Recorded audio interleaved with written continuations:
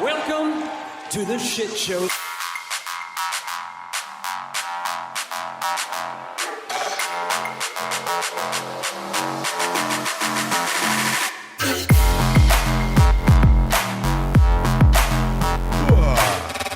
Tom, it is another week. We are here as the youngest podcasters alive, Tim and Tom. I'm the cool one. That's Tom. So here we are. It is... we're fresh off of Dynamite last night. Revolution was this Sunday, and we should get this out of the way. You fucking won the picks. I swear to God, we tied, and you picked the tiebreaker right. I picked everything else on the card right, but I needed to be perfect, and I wasn't fucking perfect. And just speaking of not perfect, I got to wear this fucking shirt. Man, the only thing to make the Outrunners glasses look stupid is to wear that shirt with it. Yeah, I found a way to do that. Go. And God damn it, this shirt, like I today, Tom, I woke up and there was fucking Just for Men yellow hair dye in my goddamn bathroom. I didn't buy that. Mm-hmm. So now it totally makes sense. Yeah, it's gonna be ingrained in you, brother. Yeah, you're gonna be buying guitars. I needed to be perfect. We needed Cope to win. Yeah. Everything else I got right. You even picked the Outrunners to win. That didn't even help me. Ah, they should have won. They should have won because it makes it more fun. Yeah. You know what I mean? Like, sometimes I get that, like, establish the hierarchy and all this stuff, but also it's like, man, don't you want fun sometimes? Just fun. Yeah, I do want fun sometimes. Fun. And I think we've got some fun, though, man, with Revolution, with Dynamite. I think AEW's in high gear right now. I do too. I think it's really, really good. I think it's done perfectly, contrary to what other fat pro wrestlers that used to be in the wrestling industry still say. I think that they're doing it very well done. I think it's better than the other place. Fat! Yeah. Who was that about? I know it was about Joe, but you know who else it was about? Fat Bubba Ray. asses! Mm-hmm. Now that actually might have been about his fat ass. And that brings me to this point, because I didn't know about this. You told me about it just a second ago. Bully Ray said he's excited for Hangman and MJF to go to WWE so they can learn it the right way. First off, it's art. There's no right fucking way. So shut up. That's not a fucking thing. Would people call what Bubba Ray Dudley did in his day the right way of things? Should they fucking stutter? Like, it's you remember when Carlin had a thing, his bit on everybody that's driving slower than you is an idiot and everybody driving faster than you is an asshole, right? Mm-hmm. That's kind of the way these folks get with like the ex-wrestlers, where it was like they were so dumb when I was coming up and we did it exactly right. Now these kids are dumb for not doing it exactly how I did it. Yep. It's like, isn't that what you were saying over there? Anyway. Yeah.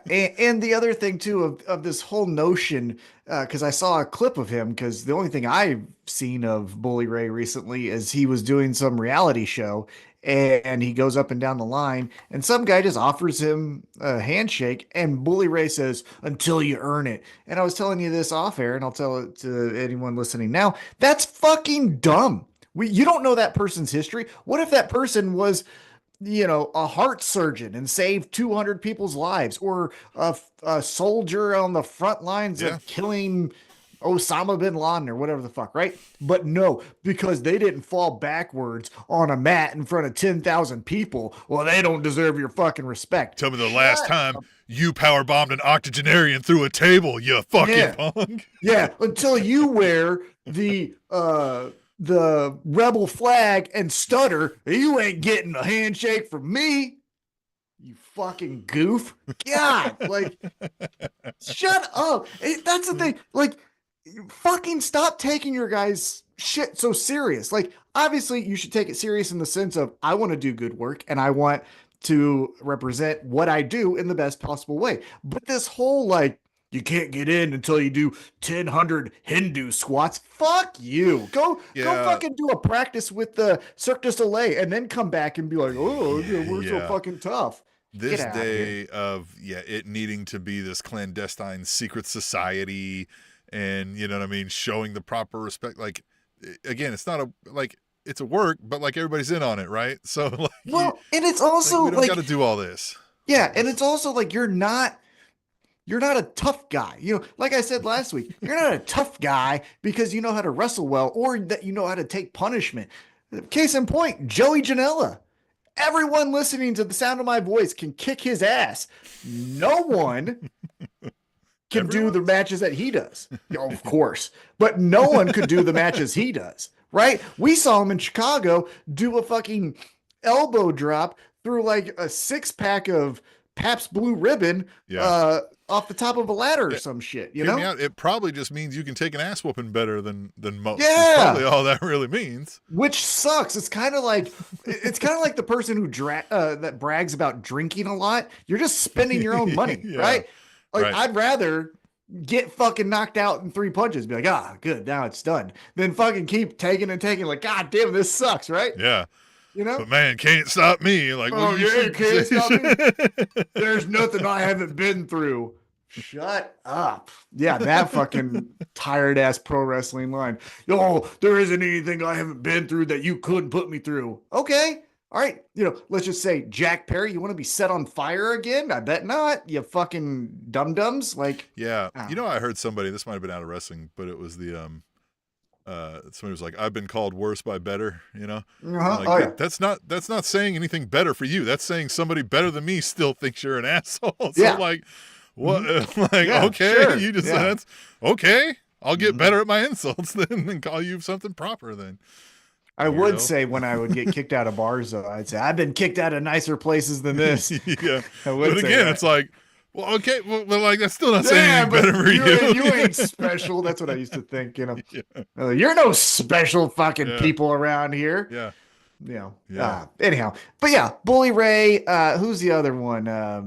Maga Bischoff. That fucking Hey, I douchebag. saw 5 weeks and AEW Dynamite will have outlasted Nitro, so that'll be fun for him. He'll probably have some good meltdowns. Yeah, and then the other guy that does the radio show. Is it a radio show? With Yeah, it Bully is a Ray? radio show, but they also do a podcast. Yeah, the Busted Okay. Open. I'm forgetting his name at the moment. That guy, Dave well, his- LaGreca.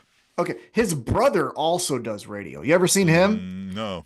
Oh, he does it with Michael Kay. Michael Kay is the voice of the Yankees. They do a midday. Sometimes Action sports radio Rosenberg. thing. Yeah, and sometimes Rosenberg, Paul Rosenberg, I think is his Yeah. Paul. Yeah. He'll do it with them too. But it's just the same fucking shit where it's like, I'm gonna yell a lot about something I don't believe, but you know what that makes me?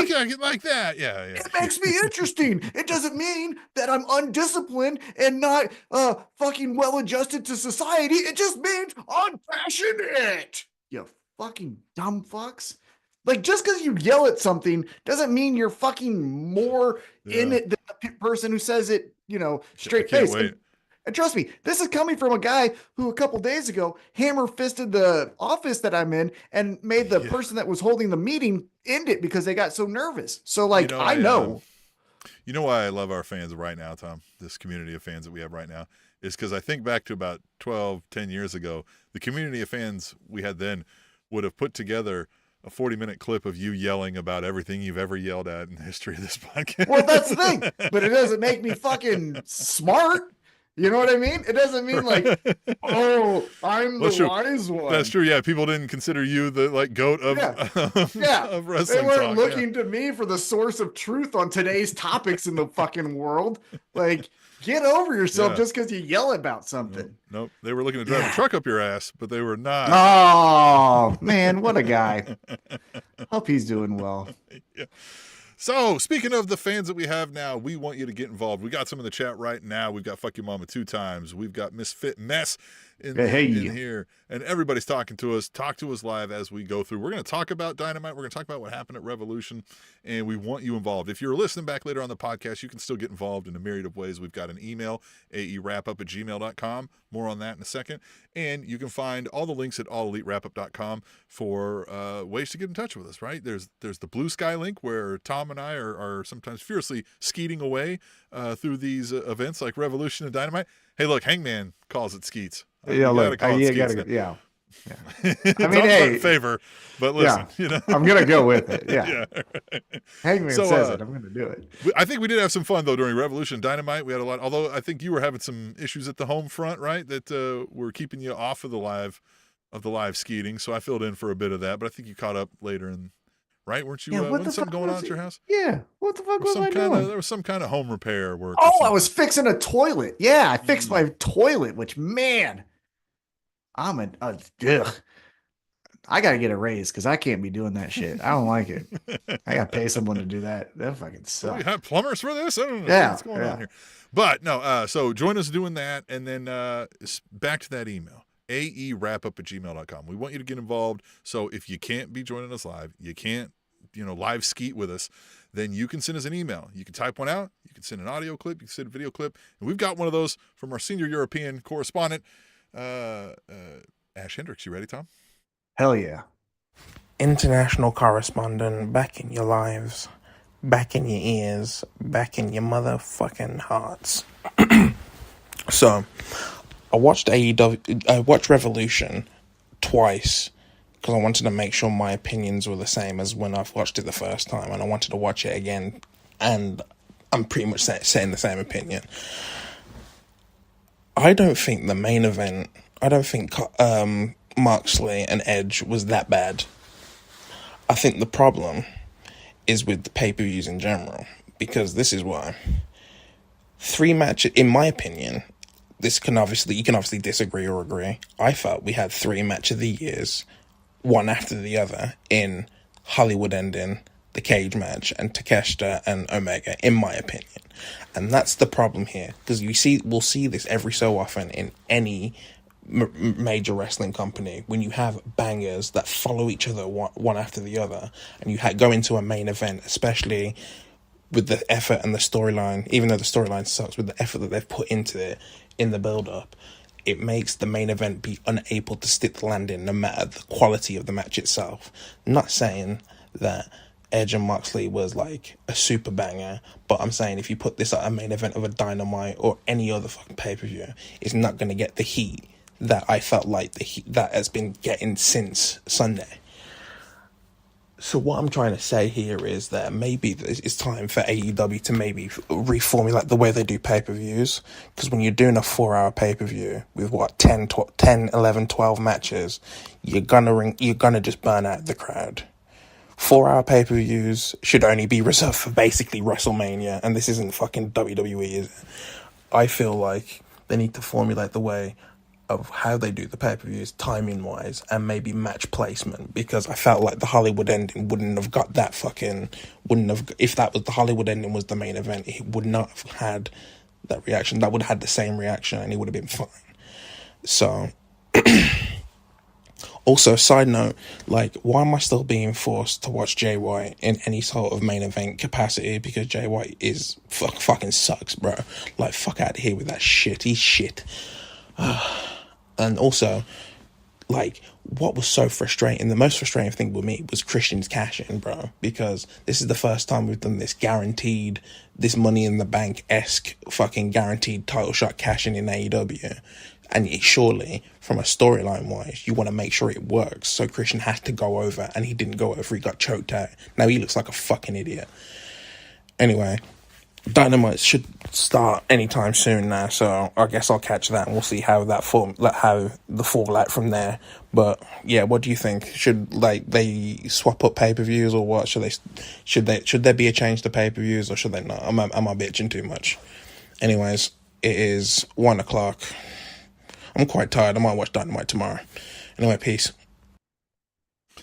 I want to pretend that it's like just 1 p.m. that he's just like, Right. I fucking had enough. Yeah, it's just done with it. Lunch was a large meal, so I'm just gonna snap. I'm already tired of this and having to explain all this to you guys.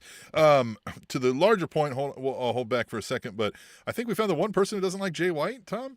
Like, everywhere we go, everywhere we go, Jay White. Mm-hmm. And this guy, the Christian Cage cash-in, and I think maybe we'll talk about it more when Dynamite hits, but I agree, like, that seemed weird. I think part of the overall thing with the main event is what he said. And the major portion is, it was just, man, the card was so all-timer that by the time we got there, and it was long, it was late, and, I think it just was, maybe this shouldn't have been the main event, but maybe anything in this slot might have been subject to this, except the Hollywood Ending. But the cash-in to me, like, it seemed very convoluted. Then you involve Jay White also, and you've got like all these other things going on just for essentially nothing, right? I've never understood I've got this cash in. We've seen it work time and time again where somebody wins, but they're beat down, they can barely stand, and then you successfully cash in. Then we've seen people try to make it a triple threat, right? I guess Rollins did that, didn't he? But why would you give another person an opportunity to beat you in that setting? And I'm to expect Christian Cage is like a criminal mastermind here, right? Yeah. Well, so to go at first with the cash in, I actually kind of like that it didn't work, because one thing that I don't like is, well, everyone that wins it then wins the title. Then we just become True. this like Pavlov's dog, just he got the thing, so he becomes the next thing. No, fuck that. That's not real, right? Not every number one contender just wins the championship. So I don't mind that the first time doesn't win, because you could actually do it the opposite way. Every fucking time this person wins a thing, they haven't won. Rarely so that win it, so that when the final fucking person does, oh shit, they actually won it, instead of, oh, so here they are. So this is gonna be the next champion. Oh, that'll be cool. But you get what I'm saying? So yeah. I think, again, you can do wrestling in different ways. And also, I kind of think we'll get again into Dynamite, talking about Christian and Nick Wayne and things like that. But maybe that's why he lost it, Might right? be a better story, yeah. Yeah, because we might he got arrogant, or he got off to the side on some other, side quest kind of thing. Fuck Your Mama 2 Times says, you put the Tony Mariah match as main event and you have a better reception. I mean, especially since it ended with the end, right? Like, that's the thing. Yeah. If you're going to end it with the end, I think you end it with the pay-per-view. And here's the other thing too, that wrestling fans, myself included, sometimes needs to break the habit of saying like, well, the women need to have a more capable storyline to main event over the men's world championship. No, they don't. No, they don't. Sometimes let's just do it. Because let's just say that it was Tony Storm versus Megan Bain, right? At Revolution.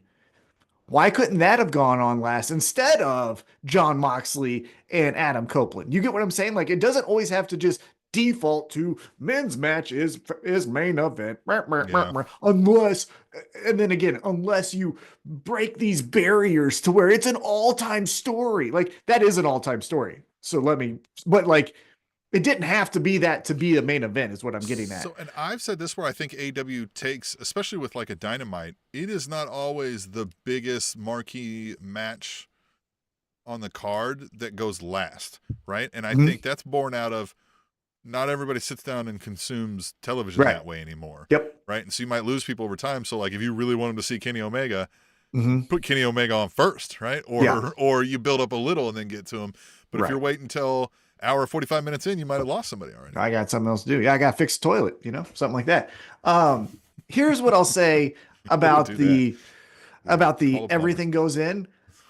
I think you can't be too predictable, because, like, for example, let's just say nothing happened in Revolution. Then we're going to be like, well, here it is. This is going to be when we get a big moment. And then let's just say that's how the main event ended. Like, right? But I also agree with Ash in the sense of, that was amazing, and that was amazing. That was amazing. That's why I've always been a fan. If you are hell-bent on 4-hour pay-per-views, again, another rule of thumb, no pay-per-view should be longer than The Godfather.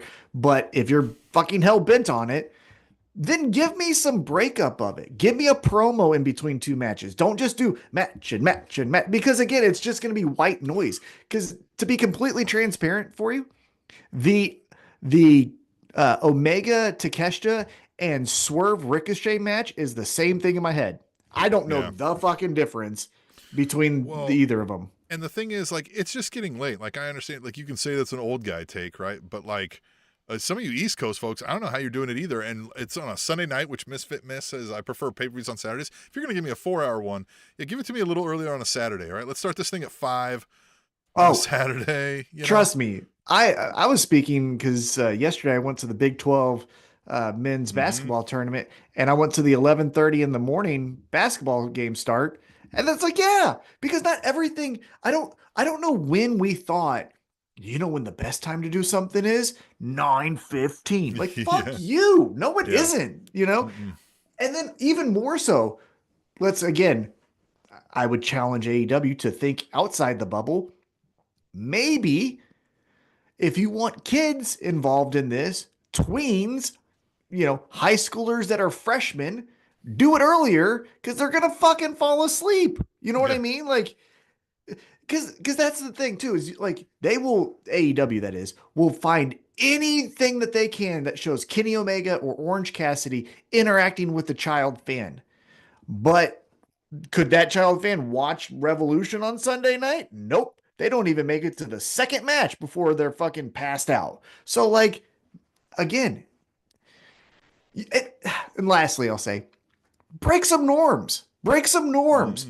Don't just be because the pay-per-views have always been at 7 on Sunday. Fuck you. Yeah. Fuck you. Do a pay-per-view on a Thursday. Yeah. Why all of a sudden have we just been like, it has to be? I watch TV on Thursday. I watch TV on Monday. I watch TV on Tuesday. Like, I don't know why we were just like, it has to be on the weekend and it has to be late at night. No, the fuck it doesn't. Get over yourself. Yeah, I don't like it. I don't like it either. But I do like Ash Hendricks when he calls in and asks us questions, and I want more of you to do that. And, that's all I'll say. AEWrap@gmail.com. Do that shit. Now, Tom, let's talk about Dynamite. We already talked, we're going to talk about the fallout of Revolution. One of the fallouts being wearing this godforsaken thing that I still have to hold on to longer, apparently. Forever. Next time I'm going to get you. Maybe perfect next time, and you're going to fuck up. You're going to stumble. Nope, never do.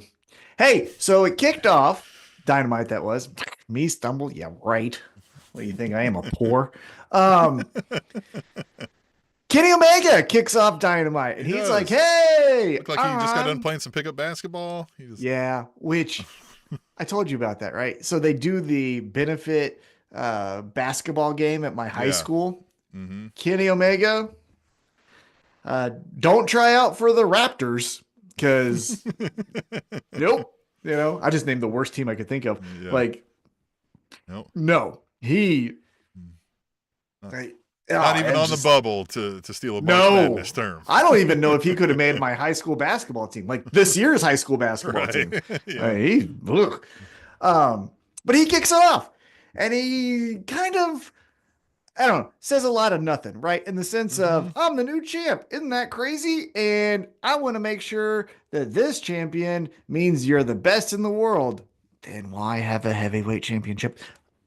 But hey, if you're a championship, I think the international championship and the world championship mean the same thing to me. Exactly. So, that's true too. Yeah. But I also, again, your title you probably think is the best title, regardless of what it is, right? Tag title, whatever it may be, so I'm okay with that, I guess. Does the man make the title, or does the title make the man, Tom? Right. Yeah. I mean, if you go back to the late days of ECW, the TV title that Rob Van Dam had was sometimes more valuable or more prestigious than the heavyweight championship. I think there were times in WWE where plenty of people would say something like the Intercontinental titles where the real stories are happening right now because they got the fucking world title on whomever. Yeah, whatever it is. Yeah.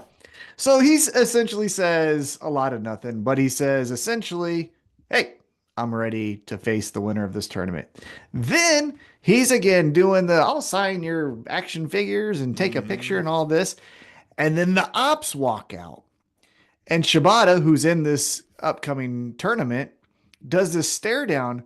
But I said this on Blue Sky, Shibata and Omega, cool. I'm not going to hate that at all. Mm-hmm. Omega versus Samoa Joe? I know. So I think this was on the 0 Hour where I heard, I think it was Nigel or somebody asked Tony Schiavone if he knows what the ops means, right? And I'm going to give Tony Schiavone the best credit in the world because he got it wrong, right? He got it wrong, right? But he said opposition? Well, no. So he goes, well, the way I take it is like, he was like, when you need something like high end done and you need the real specialists, you call in like the FBI, CIA, the ops. So I think he's thinking like operatives, right? Like, and I was like, I see what you did there, Tony, right? And that can make sense, but that's not what these guys are doing. You know what I mean? I was like, but Tony Schiavone doesn't like, he has probably listened to a rap song in 20 years, you know what I mean? So you give Tony Schiavone a pass, but I just thought that it was cute wrong, right? I was like, well, speaking about cute wrong, which it wasn't necessarily that cute. Nigel messed up and he thought that Leslie Jones was the mother of Prince Nana. Oh, really? Yeah, he goes, "Is that Prince Nana's mother?" Ooh, Now, I didn't catch and I don't think that. he was joking. Like, I don't think he was like, "Ha ha ha." I think he was like, "Is that really his mom?" You know, Leslie Jones the made best. that event. It Yeah, was the so best. fun. Once a quarter, you got to get her at a show, Oh right? my gosh. Yeah, got to get her involved. She was great. But yeah, so they do this stare down of Shibata Omega, but as I said, I kind of wanted it to be Joe because, to the best of my knowledge, and someone correct me, that's totally fine with it. I don't think Samoa Joe and Kenny Omega have ever I wrestled. mean, if they have, it wasn't much, fanfare that I've remembered, right? Unless again, it Yeah, was they like a New weren't Japan this. exclusive, right? Yeah, right. Or they weren't this, right? They weren't the Kenny Omega. It might have been Kenny Omega in year 3 or whatever. So, yeah, that's what I wanted. But we don't get that. But we do get trios match, and it's the Ops, and they beat up people. I don't know. Yeah, some folks. Yep, and neat. I don't know why we did this, but it was fine, I guess. Next up, we get Ricochet, and They this were was sitting in the where box though at well, during the main event match. Yeah, yeah. I told you that. I go because we'll get to it because they mentioned that there's going to be a match next week. But during the Mercedes pay-per-view match, they showed Billy Starks, and then next week, spoiler alert, before we get there, they're going to face each other next week. During the main event of Copeland and Moxley, they showed the Ops, and I didn't get why the fuck we did that. Well, they showed them throughout, I think earlier in the night too, like that they were just Oh, the did ops in a they? box. Yeah, the ops in a box were there. And so I get like, hey, if we get the ops and Samoa Joe take a crack at Moxley while we're working up, you know what I mean, or stalling for, the next big thing, I won't hate that. No, no, no, not at all. I don't think they'd like I don't think we'd see Samoa Joe beats Moxley and takes the title, But right? we'll see some hard ass fucking And some title promos. matches. Oh Ugh. yeah. Yeah, they're both top notch at that. But speaking about this international championship tournament, this is a perfect spot of when I think tournaments are used. So after the Ops win, we go backstage, and Ricochet is talking about how he'll be facing Shibata, and he quickly pivots to didn't like that robe, don't give a shit, but guess what? Still gonna get championship gold. Like, that's the perfect way to get someone out of a feud, Yeah.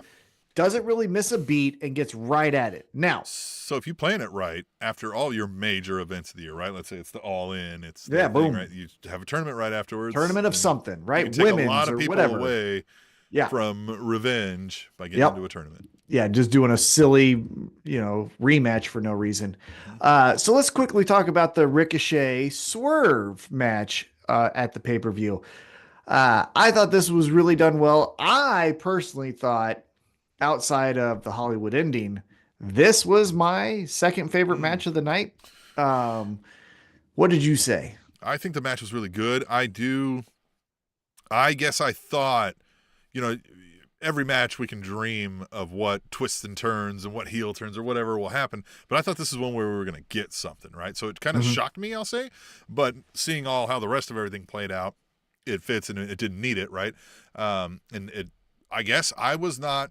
We knew this match was for a number one contendership, Yeah. and like that went into our picks, I think, to some extent. But I guess I didn't think that they were like, and now we're going to make it look like Swerve's ready to be the man again, right? Mhm. I thought that was going to be more of a throwaway attempt, and now I don't, maybe he's the guy that they're going to try to get behind here. It could be that Dynasty just becomes his pay-per-view to win the championship That's every true. year. Yeah. Yeah. Right. I thought Ricochet did great. I thought Prince Nana did great. I think he did great with the middle fingers. I'm fucking out of here. You threw Yep. me or punched me or whatever. I think he also did great with the I'm holding Ricochet's foot. Fuck this guy. To his credit, I thought Swerve also did the I got you your robe. I'm bending a knee and presenting it to Yeah. you. Because now that adds a different dynamic. Because at least to me, the presentation has always been almost like Roman Reigns and Paul Heyman, where it's Roman Reigns. Hey, this guy is my counsel, but I'll fucking throw him in a dumpster if I need to, right? Right. This was like, Yeah, he's here for the paperwork and that kind to make yeah, the phone calls, right? It's not with like he's Swerve not and directing me. yeah, with Swerve and Prince Nana, it felt like Swerve's the main attraction. Prince Nana is there to get the matches for number one contendership, but it also is reciprocated with, hey, if you want me to get that robe for you, I'll go get that robe for you. Like, you know what I mean? So Mhm. I thought that was really done well as far as presentation. Now, we'll get to it when we get to it. We could still have Prince Nana say the robe wasn't good enough, bitch. You should have won a fucking title, and that's why I True. turned on you. You know, I thought you were gonna lose, so Or he could fuck out prevent of. him from winning this title. That's what I'm saying. He's like, I Yeah. never thought you could win it anyhow, so fuck you. I'm with the guys that have the true vision of AEW, and I'm gonna get with Moxley and the Psychos. You know, maybe. Could do that. A lot of ways we could Uh, go. Yep. And then after the promo from Ricochet, we get that it's announced that next week it's Moxley Copeland street fight, and then the winner will face Swerve Strickland at Dynasty. Your comments? My thought was, why did we think we made a mistake and now we got to run it back to give Copeland this win, or why are we having this match again? Hey, listen, it led to the promo that we got Mm-hmm. from Moxley, but like I still just don't get why we would do this. The only thing that I can think, and this is just me being hypothetical here, is the match finish was what it was. And Copeland gets back. And as you kind of said, the fans were, that was good, but maybe it shouldn't have been Mm-hmm. the main event. Maybe Copeland thought, oh, you guys don't think I can be beat? Like, I'll let him beat me. And now we're going to do a street fight so that True. he can get pinned. Or maybe Moxley pushes his power around. He's like, I don't care that I beat Christian. I need to beat Copeland to move on from Well, this. and I do like that Copeland did say, he goes, I didn't lose, Yeah. right? Like you didn't Yeah. fucking beat me. So You didn't beat me at all. Um, when are we gonna get the Copeland Christian showdown where he's gonna be like, you dork, you cashed in and got yourself beat, nerd, you loser, and just Christian losing his mind? I mean, could happen. Definitely could happen. I still think if anyone didn't see the pay-per-view, just fast forward or to rewind to then fast forward. The end of the match saw Christian turn in his contract. The contract then added to the match to be a triple threat. He gets choked out by John Moxley. Copeland's Choked unconscious. out. I do like Yeah. the spot where he still tries to like. Oh, reach when he's out and like, pin I'm gonna pin him. Yeah. That I should thought happen. they were gonna go for it. I thought they Yeah. were gonna. Yeah. That should happen in some time. Mhm. Any triple threat that we have in the near future, do that kind of a finish. It could be an ankle lock too, like right. It doesn't have to be a choke, but like that moment had he secured that title there, and then Moxley Yeah. sitting there like, what in the fuck, and Yeah. everybody just stunned. Like that would have been a moment where it would have been like, what the fuck just happened here? Yeah. Here's what I'll say. Also, going back to the cashing in kind of thing, I think it's a fucking cop out that during the match you can just add yourself to it. No. It's at the start, right before the match starts. You can add yourself to it, Mm-hmm. or the match is over and then you can start your other one. This whole because then just wait for a four-way match and just be like, oh, I had myself as a fifth guy. Yeah. And just fuck it. Like it doesn't. No, you can't fucking. I just the don't know why Super Bowl- you would. Huh? You know, I just don't know why you would. Right? I mean, the things does say anytime, any place. So Yeah, it's but happening it right just. now. But it's not. You should find guess when to- the guy's having surgery. And he's like, all right. Well, that's fine because hey, if the Match ref now. says it's okay. Yeah. I also Bring a think, ref. Fucking get out of the way, Doc. Let me pin him real quick.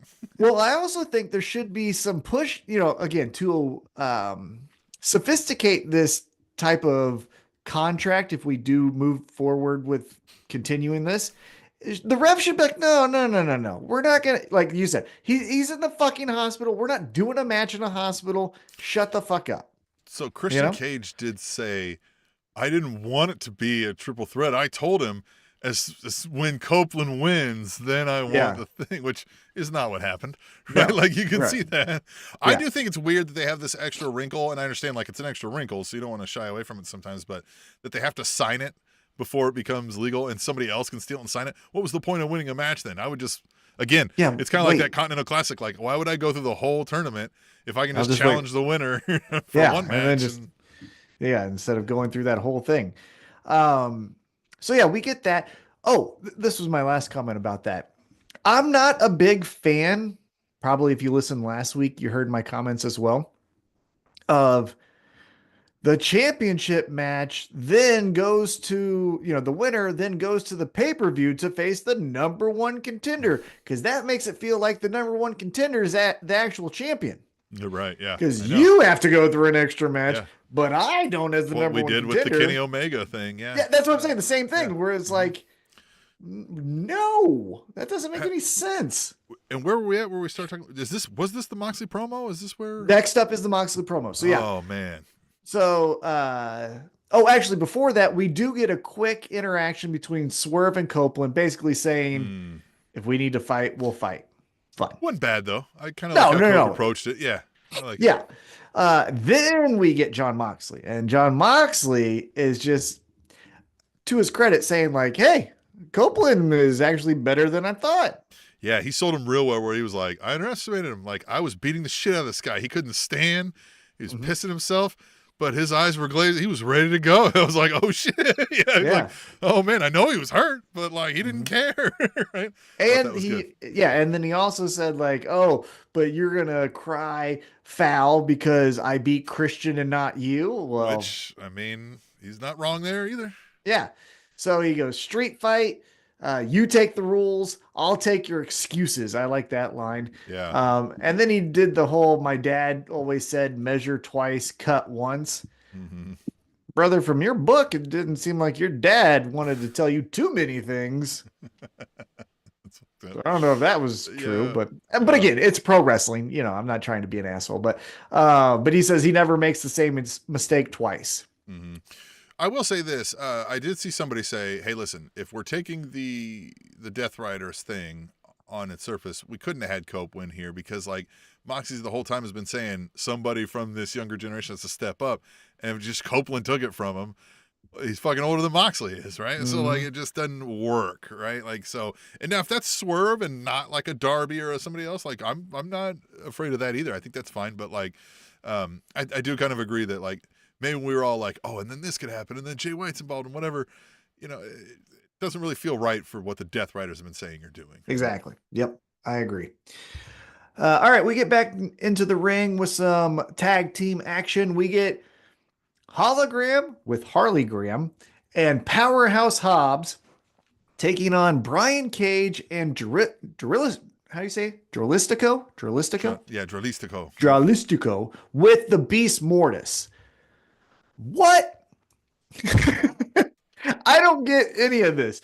Yeah. One, why isn't Brian Cage teaming with his tag team partner? Yeah, or anybody from his team. Yeah, which we would later see because Lance Archer just walked out and they awkwardly stared with Powerhouse Hobbs. Yeah, well, Mark Davis was there looking like a roadie. Yeah, Mark Davis now is with, well, I guess he is still in that is the Don Callis family. But yeah, I've never seen him with them. So that was a little bit jarring. And look, I get what Harley did initially with the hologram mask because she wanted a rematch, right? Right. So she was like, you faced Harley, but you've never faced Harley. But now all of a sudden she's just walking out with hologram. I think Hologram is a victim of the Harley-gram that, like, he can't be Hologram anymore, right? No. Like, Harley-gram's got to be there, brother. We don't want it. Like, sorry, you got your shit stolen. It's kind of like the Scissor Me Daddy Ass song. Yeah. Like, Keith Lee got his fucking song stolen, man. Sorry, pal. Like, we loved you, but it ain't about you, man. This is, I think you could do, again, a pro wrestling trope, especially in WWE, has always been goofy, zany male wrestler with the women wrestler who's, come on, what are we doing? Yeah, okay, come on. I think if you did that in reverse, where Yeah. hologram's like, could you stop? And she's Yeah. like, Harley Graham says that, all the, Yeah. I think that's fun. He's like, listen, I'm trying to be taken seriously here, God damn it. So am I. Here Oh, is I a am very jig. serious. Yeah, yeah, I assure you. yeah. Here is a grind on your penis. What the fuck? Yeah. Yeah, I don't know like what that distraction was where she started doing the slowest hula hoop ever. Yeah. Yeah. To the beast Mortis, too. Again, he's a beast. He doesn't, to the best of my knowledge, he's not attracted to any species, male, female, or anything. He's a beast. He's a beast. Yeah. He does moonlight as a lawyer at night, though. That is true. That is true. So maybe he is attracted to men or women. Yeah, But this we was a get mess. But I will say, we got Powerhouse Hobbs, and he Yeah. was getting that work. Well, what I was going to say is like, if you just turn on the match, or if I just say, hey, check out this AEW match, oh, it's fine. It's great.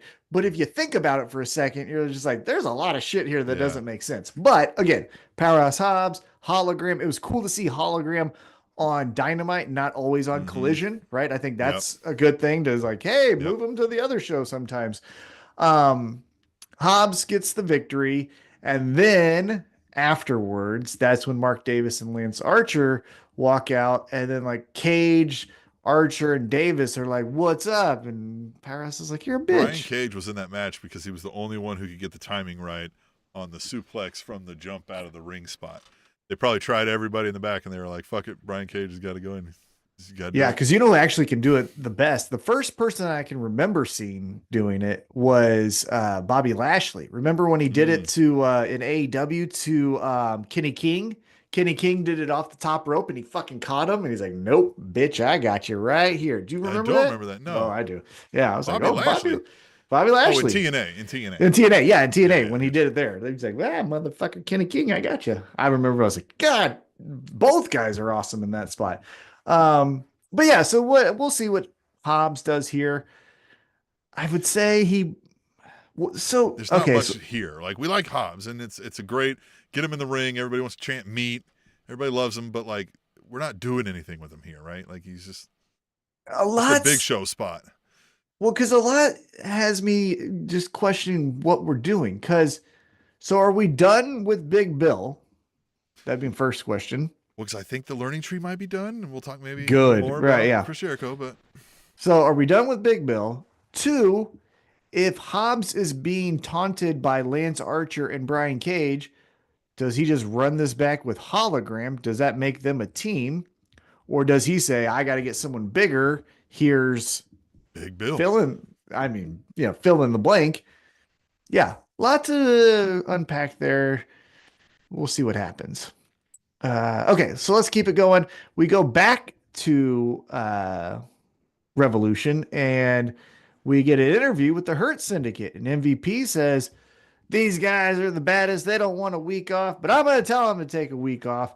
You guys vacation and I'll take it from there. And he goes, remember, they don't want time off. They want to hurt people. Okay. I like the spot where he's like, all right, the whatever's this way, and he was like, the Gold's Gym is that one? He's like, no, Gold's Gym, man. Yeah. And then even Shelton Benjamin's like, oh, but that thing about the gym, no. Yeah, I know. Where are you gonna do it? Yeah. Like that. Yeah, I mean, I like this. You know, if you didn't have them on, right? Which we have MVP on later, but it was a good way to kind of just be like, you know, give them. I think this was the perfect way to have tension build between MVP and MJF without Lashley and Shelton Benjamin going like, we got problems, and then we've caused something that we may want to get to later. So I thought it was a good red herring, I guess they call it, before getting to what we needed to get to. By the way, okay. I told you this, and I was a little behind, but the AEW of the Hurt Syndicate. Every AEW. I don't know. There's only been like, honestly, maybe 2 where I was like, nah, I don't know if I'd do that one. But he finds a way to work the shtick with everybody, right? 100+ episodes. Yeah. They've all been pretty stellar and outstanding. All right. We get a promo up next from the AEW Women's World Champion, Timeless Toni Storm. And let's just talk about this match. So my thought is, I think they cut some of this match because Tony Storm cut her head too deep. The first thing that she does, I think, is completely out of character. I don't know Tony Storm's name. Let's just say it's Jessica James, right? I think the real person, when you see her go, fuck, I think that's, I got myself too deep, because that was a lot It was of a lot. blood. Yeah. And they did go through it kind of quick. Like they did a lot of spots, but they didn't rest between a lot of them, right? I don't think they could have, because they would have Yeah. passed out. There was so much blood being lost. Yeah. I mean, that was thick fucking blood. If you were to get like a side shot, it was probably like a quarter of an inch to a half an inch thick of blood Yeah. just on sitting on their foreheads. I had been telling my boss about this, who has seen none of it, right? But I was telling him, I was like, these ladies are putting out what might be the greatest storyline of all time. I was talking about RJ City and how he's infused like all these different movies, right? Yep. And I was telling him about it, and I was like, and then even all of those movies, they added another classic movie to have an homage to.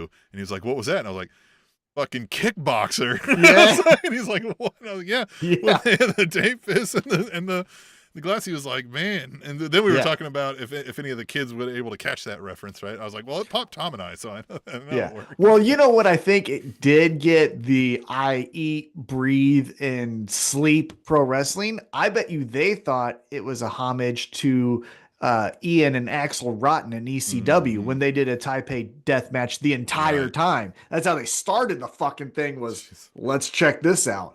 And that was, oh God, that was gruesome too. But yeah, it's a kickboxer reference, but That's crazy If you- though, that like so they found these 4 movies about like women stalkers, right? And Yeah, and and sort s- of this like trying to steal another one's life, and they infuse all of them together masterfully, and then like, and then we're gonna add a 5th movie, and we're like, what is that? And they're like, Kickboxer. kickboxer. Yeah. Right. Yeah, all these movies from the 1920s, and then let's just get something from Yeah. the 80s. Why? Yeah. I don't know. It's fucking fun. That's Yeah, why, why not? you know. Yeah. I thought this match was amazing. Like I said, it, to your point, I do think they kind of were like, all right, step 2, step 3, step 4, because again, to me, I thought cut Mhm. way too deep. And even Mariah May cut pretty deep too. But the thing I love the most about the match isn't even the match itself. So Tony Storm covers Mariah May. She looks at her one more time after the pin and then collapses on her. Then, I don't know if you saw this, they interview her after the match at Revolution, and she's walking out with Luther, and the first thing she says is, I miss her already. And then No, I just didn't see continues. that. Yeah. And I was just like, fuck it. Because that's the thing. From her point of view, she never wanted to do any of it. Right. Yeah, this is She broke her loves it. heart the whole time. Yeah. Yeah. And it still does. It wasn't like this, you know, again, another pro wrestling trope is when you get revenge, oh, you're cathartic and yeah, fuck that person, right? But in this feud or storyline, Tony Storm still goes to the, I didn't want to do that. No, like I didn't want yeah. to do that. Yeah. I love it. Now, Fuck Your Mama 2 times says this was 100 miles per hour from the jump, just like the Swerve Hangman death match. Even more. I like, again, I think like you're saying, because maybe they were like, we got to get through this. well, yeah, when Tony Storm sits up and goes, fuck, I do not think that was part of anything. I think that was her saying, got the wrong spot.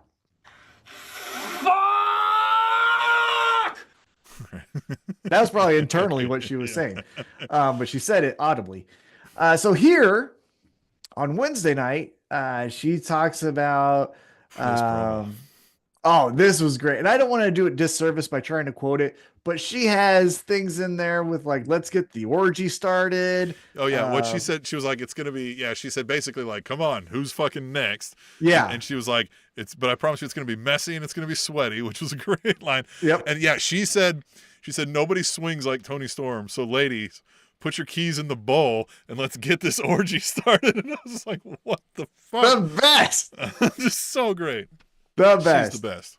Yeah. And she says, you know, someone step up. Whoever it is, just remember it's going to be timeless. And she starts to do the pose. And then Megan Bain says, what? Just hockey This is checked gonna her be- ass. Wham! Yeah. And she says, in her nonverbal communication. This is going to be the Megan Bain episode of AEW Dynamite because this is only the first fucking step. And Tony Storm is just taken out, right? Well, and they sold it well too. Like, so she's just then standing over looking at her like, almost the Rocky Russian, right? Just staring down like, Ivan Drago. Yeah, just Bitch. like, no, if you die, you die, right? Like, Mm-hmm. yeah, no, I thought that went over well. And yeah, Yep. great first opponent here, right? Again, I don't think any of us think she's taking this title from her, but this is going to be a hell of a match. Let's put a pin in that because we get more Megan Bain in a little bit.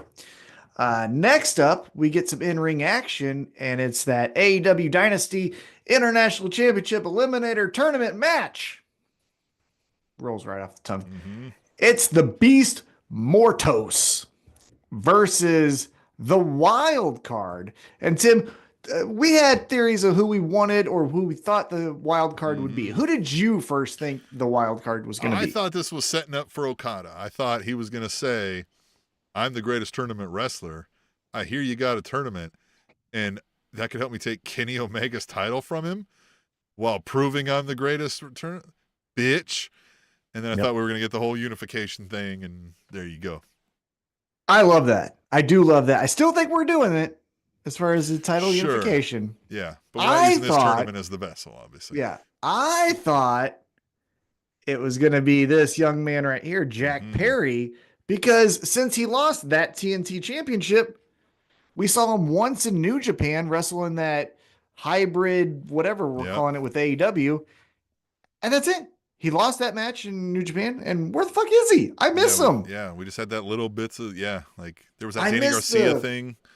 Well, that's what I'm saying. He lost to Daniel Garcia, and then that's been it. I like the Raven-esque character that we've been getting.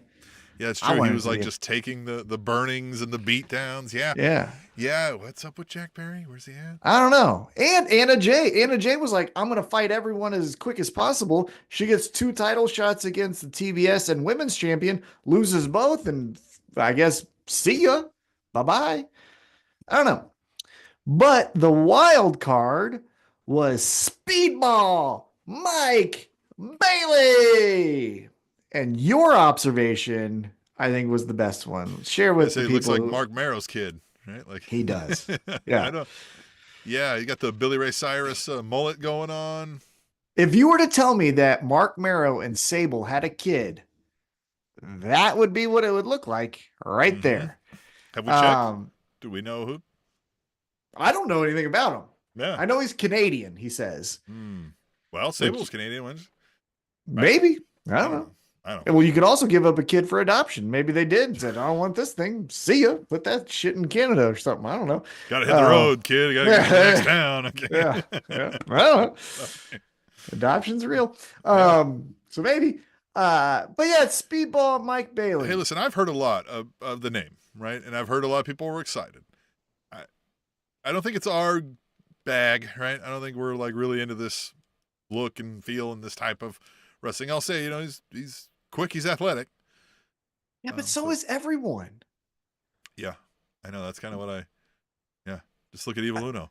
But Hey, Evil Uno has a better character. But like, what's the difference between Mike Bailey and Will Ospreay?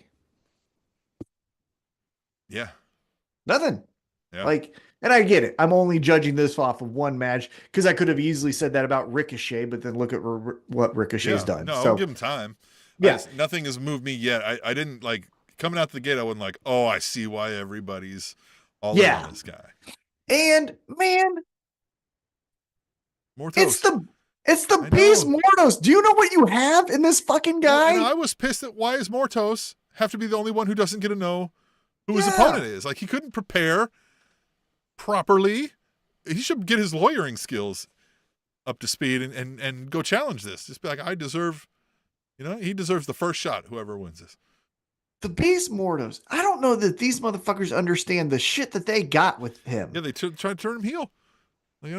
They continually try to turn him heel. All the shit you could have done with Penta, you still have the opportunity to do with the Beast Mortos. Instead, you're like, he beats up jobbers and then that's it. Fucking cut it out and let's get him. How many Raw shirts we could be selling right now? I'd buy all 10. Get a Raw hat, Yeah, it's time to roar. an Outrunners and a Beast Mortos run. Come Uh-huh. on, guys. Out roar. That's what you would Outrar. call them. Out Yeah. roar. Yeah. There's your trios The champs. Outrunners need to spurn a slew of Survivor Series style elimination matches, like in some kind of feud with people, where they like go all 80s in on that and get folks like that, and then just come up with cheeky names for it all. Right? Yep. Outrar. Yeah. Again, we talked about it a couple weeks ago where Eddie Kingston versus the Beast Mortos would be great because Yes. Eddie Kingston would completely understand everything that Yes. the Beast Mortos was Yes. saying. So would the fucking Outrunners. Oh yeah, the Outrunners would know that 100%. God. Look at the gym segments we could get. Oh my God. Yeah. You have Turbo doing the bench press and Truth is spotting him. And over Truth's shoulder is the Beast Mortos just eating a dead carcass. Just because that's his fucking workout. Can you get Beast Mortos on creatine? Come on. Yes. Come on. Oh. Dude, oh God. Think of this. Oh.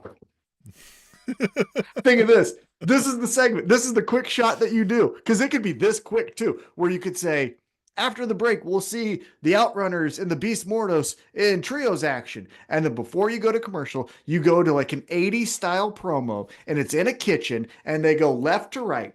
And Turbo cracks an egg, puts it in a bottle or cup, and he drinks his 12 eggs. And then Truth does the same thing, or Turbo, whoever I said, right? He does the same thing. And then you have a fucking chicken, and Beast Mortos is eating the chicken. Just eating the chicken. Just eat, and you see That's a feathers goat. fucking going over. Instead of the egg. Yeah. He likes his eggs fully aged, Yeah. Straight from the source, farm to table. Yeah. I heard someone say that a few weeks ago where they're like, how do you like your eggs? Over easy, all this stuff. And someone said fully aged. And they're like, chicken. Yeah, bring me the chicken. I don't want the fucking anyhow, zygote of a goddamn. Yeah, I think that would be a perfect fucking, oh man. But even to my point, he's a star. He is a star. Yeah. And you guys are wasting him, no offense, on wild card entrant Speedball Mike Bailey. Until I hear Speedball talk, right? Right now, I see a lot of like, hey, I'm in the ring. Whoop, hop, karate chop, kick, flip. And everybody's going to be like, yeah, that's going to feel like Hologram. And when everybody's like, what?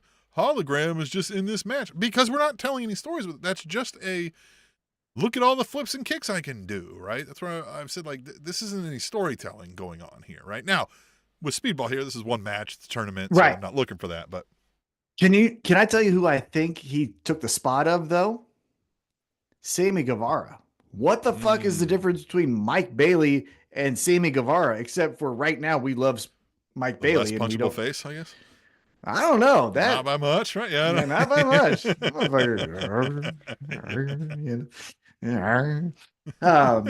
by much.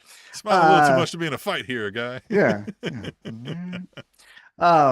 All right, so Mike Bailey wins. Poor Beast Mortos. We move on, and this is when we get the asshole segment of the night.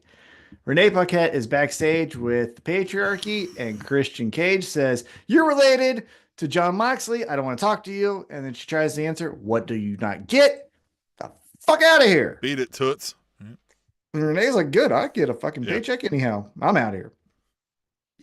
And then Christian Cage looks and he starts this whole, like you said, when I signed the contract, I thought it was just robbed. Copeland. Yeah. I was robbed, blah, blah, blah, blah. And then Nick Wayne, just because you're making excuse, cuts him off. It wasn't like we started rolling his eyes, and then it was like, fuck. Yeah, it wasn't a silent period of the promo. It was right in the middle of a sentence. And Nick Wayne says, "You're making excuses." And then this is what I thought was interesting. He says, "You're lying. You're lying to us. If you stuck to the plan, you'd be AEW champion right now. You owe us an explanation and an apology." And then Christian Cage shoves Nick Wayne and was like, "Hey, motherfucker." And then Mother Wayne jumps in and was like, "Hey, 8'7" of her. Yeah, she goes, "You fucking pushing my son?" And Christian Cage goes, "Yeah, bitch. And if you don't want to fucking stop Mm-hmm. me, I'll put you back at the, what did he say, Waffle House or whatever?" Waffle And House or she, something like that. yeah, Yeah. and she goes, all right, okay. And then Christian gets real asshole. Well, How many world titles have you won? I won more than you. I won more than your dead dad. Ba ba ba ba ba. Keep riding my coattails and suck it. Now, here was the most interesting thing of the segment. Besides, I thought Mother Wayne was honestly probably mm-hmm. the most interesting thing because I thought that, like, don't push my son. All right, I guess you can push my son. Right. Tells me everything about her, right? But Kip Sabian doesn't really react in any It regard. isn't much. Yeah, he just kind of watches the whole thing with the same face. I noticed that too. Yeah, he doesn't like, ha ha ha, Christian's gonna punk out Nick Wayne. And he also doesn't go like, Nick He's Wayne's not got a scared. point. He's Yeah, not. he just, nothing.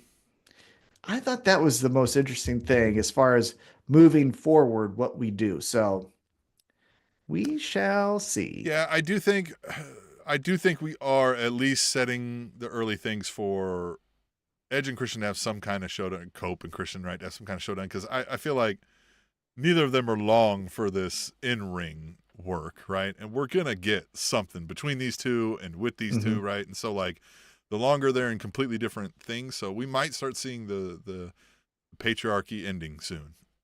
Well, I think two things. One, I think whatever we had planned for Luchasaurus is what we're doing with Nick Wayne.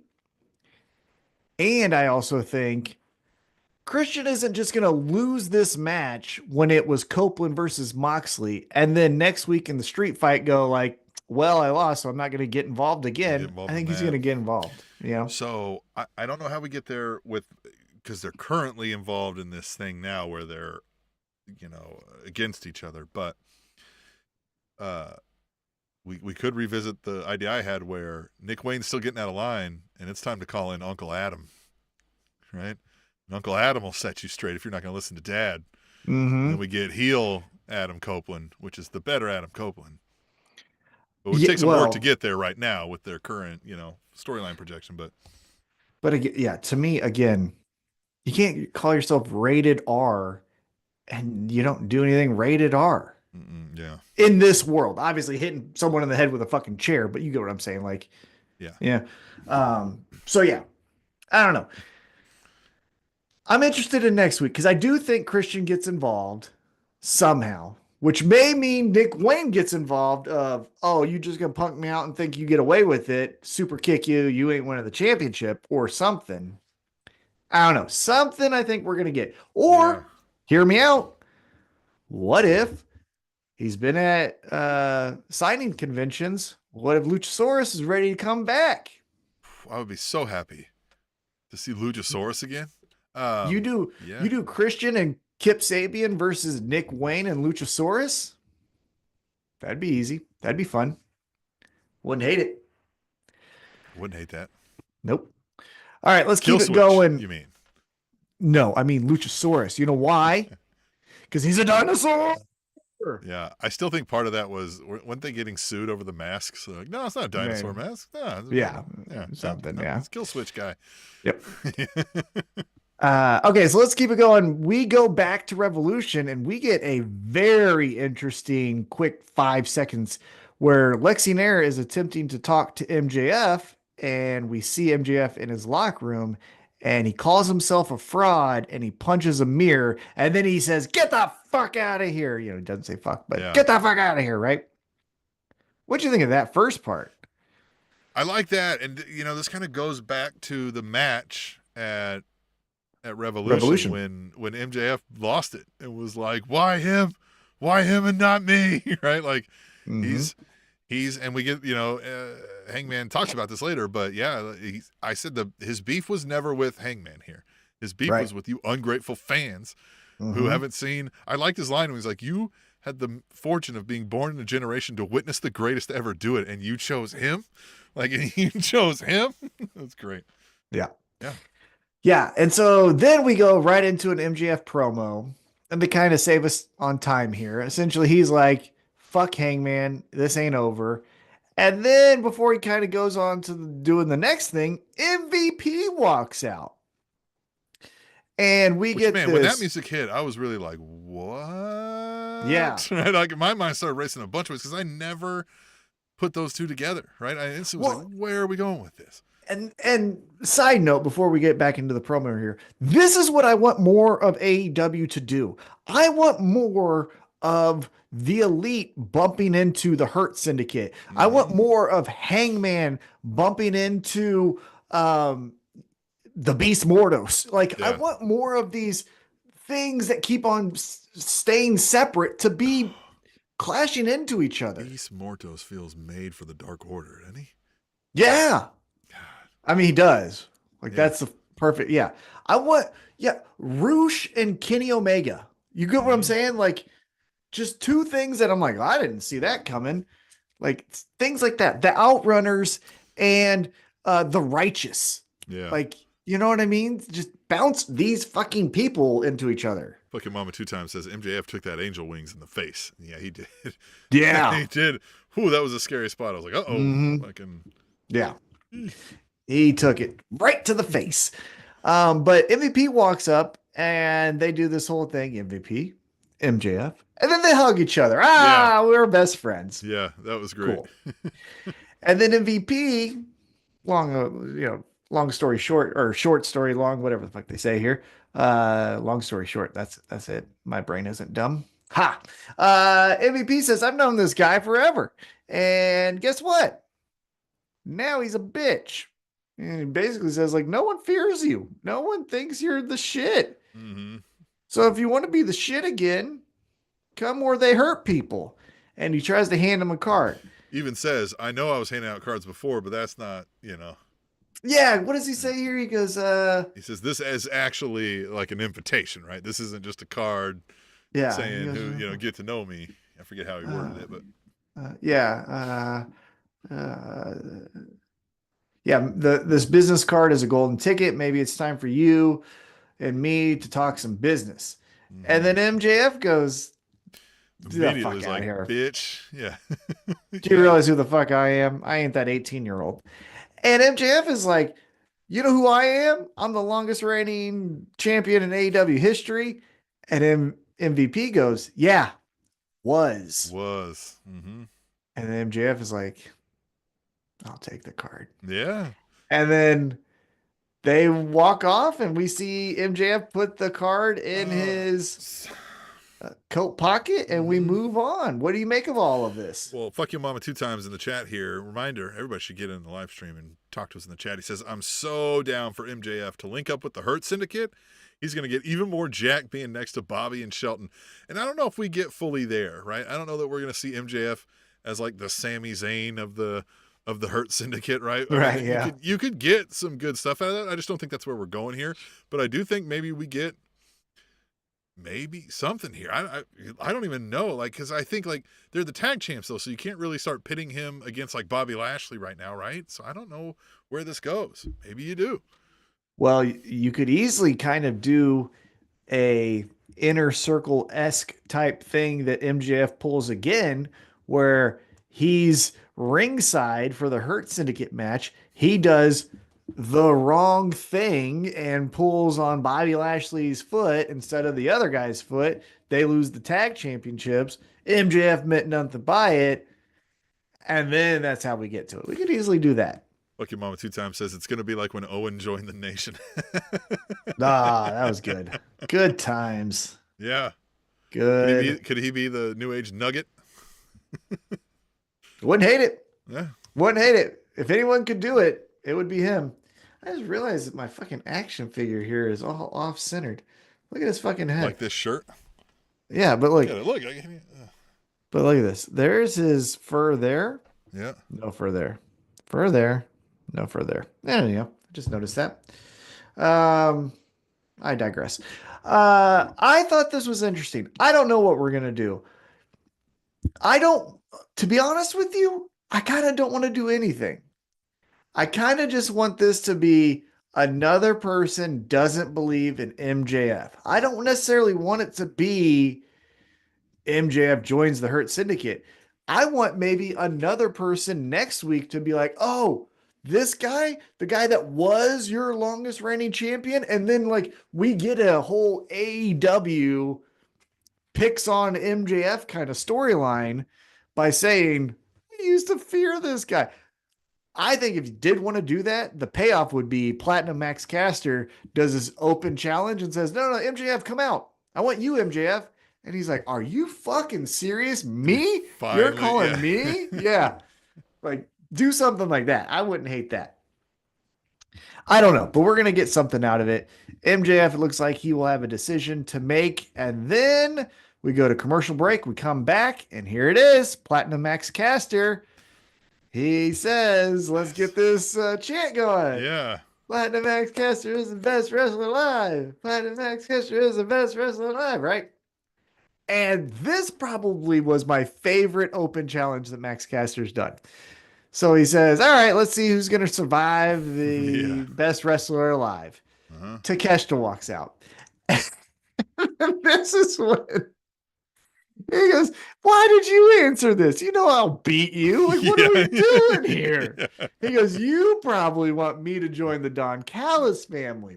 I mean, look, if I did, I'd probably do something that you couldn't do, and that's beat Kenny Omega, and then Takeshita hits him. What?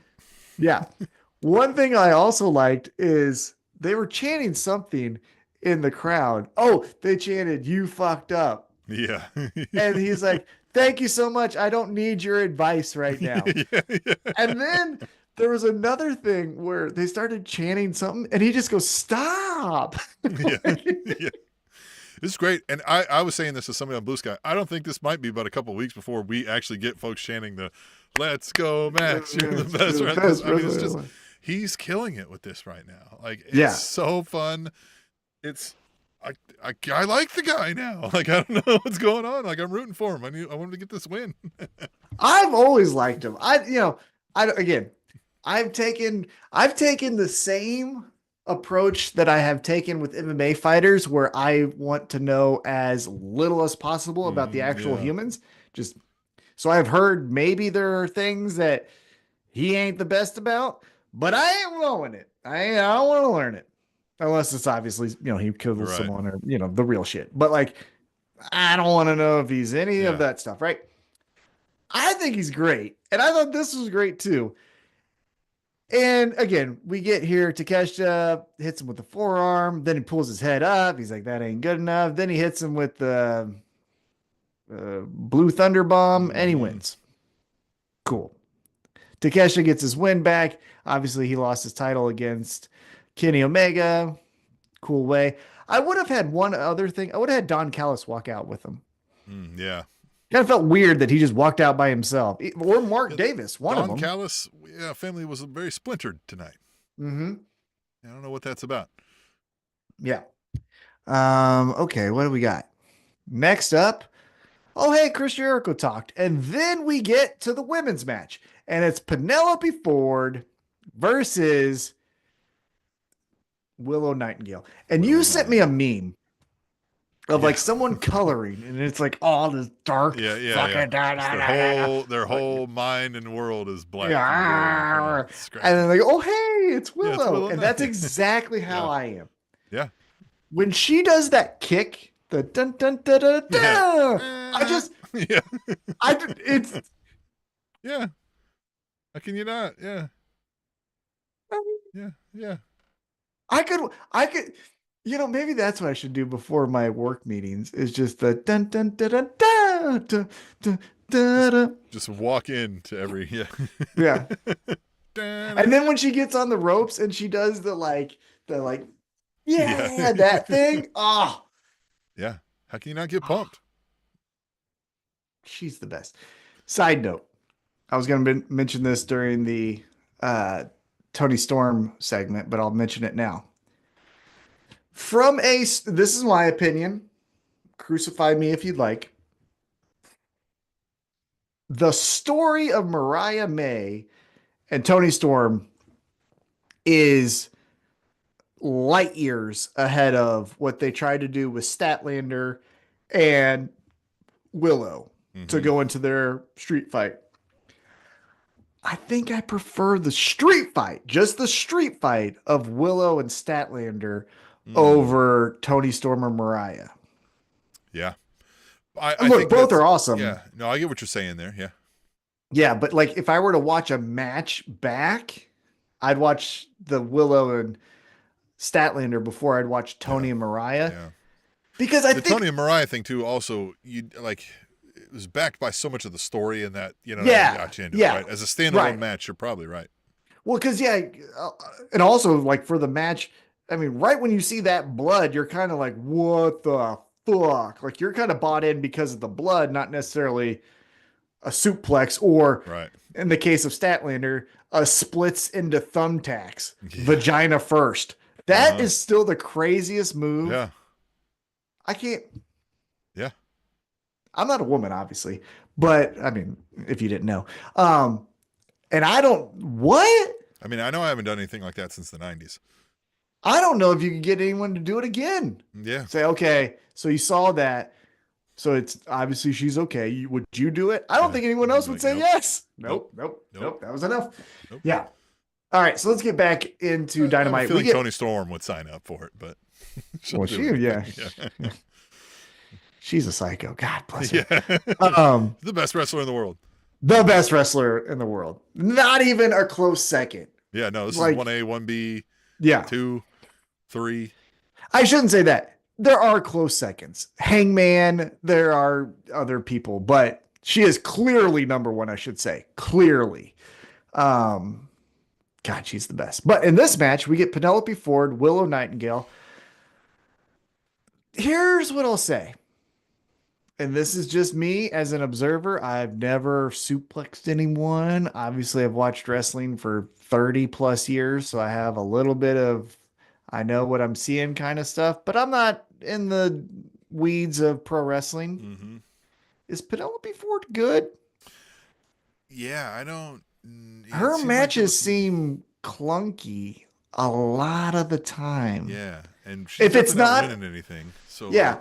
Well, the winning part, but it just seems like there's a lot of didn't get all of that one and a stumble, and it's just like you're the common denominator. Mm-hmm. You know? Now, as I've said, and I will continue to say, the best women's tag team match that I've ever seen is the Bunny and Penelope Ford versus Statlander and Nightingale. So it's like, I'm not trying to say she sucks. I'm just trying to say, like, I mean, unless they're working something into a story for that, but I don't get the feeling that they are. And I've noticed that a bit too lately. I'm like something's going wrong. Mm-hmm. It just always seems like every time the match is over, I'm like, oh, good, you know? And it's not because of the other person.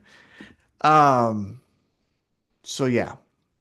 She loses Penelope Ford to Willow Nightingale. Fun match. After the match, Penelope Ford, again, this is where I think I kind of came wide-eyed to it. She hits Willow in the back with the chair, but she does barely even touches her because I think she messed up the timing of it, of swinging a chair, which go do a rage room if you need help on that. And Willow goes down. Statlander comes out and she takes out Penelope and she picks up Willow. And Willow's like, bitch, what the fuck? Yeah. Get out of here. And Statlander's like, I'm not trying to do it. Just to...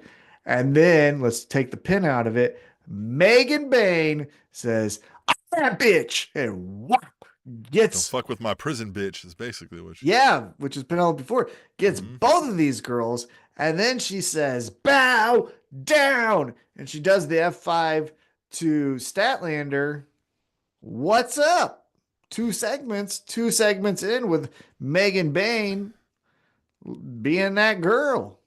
Yeah. And maybe you could use the story here to make Megan Bain look dominant by beating up two of the larger competitors routinely because they can't get on the same page, right? Right. And now we're also having her then focus on Toni Storm, so we've elevated her into looking like this dominant thing, and then the two can get back to being like, motherfucker, you said what you said, and then they can, then we can give the people what they want, and they can be the new best friends.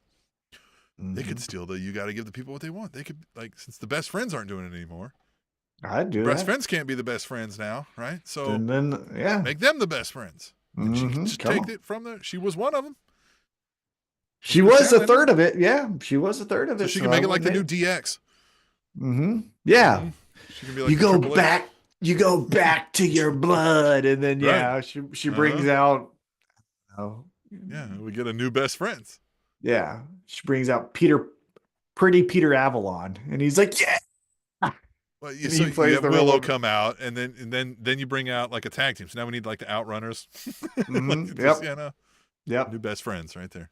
New best friend. I love it. Yeah. I think that's great. So yeah, Megan Bain standing tall, and that's what's up. Then, because Tim, it's the women's half hour, we go right into Renee Paquette talking to Mercedes Moné. And she got kicked in her fucking throat Yeah. at Revolution by Yeah. Momo. I mean, credit to her. Again, I was talking to someone about this when they're like, "Oh, I bet you love that," and I've got, "No, I don't love it." Again, the best thing about Mercedes Moné is her wrestling. Mm-hmm. It's an A. Everything else she does, maybe in life, everything else she does in life or in wrestling C- at best. is an F. Yeah. I don't like a thing. I'm going. Yeah.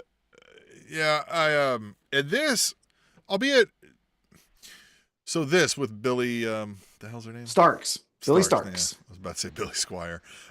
Billy Starks. Old man. Yeah. Billy Squire. Billy Squire's out there.